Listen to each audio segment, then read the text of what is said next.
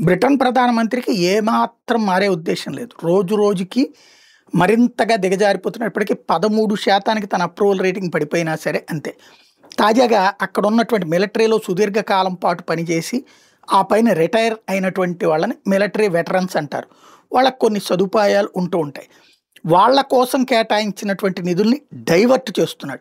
ఎవరికై అంటే LGBTQ, lesbians, gays, bisexuals, transgenders, queens, ఈ వర్గానికి ఆ డబ్బుల్ని డైవర్ట్ చేస్తున్నాడు.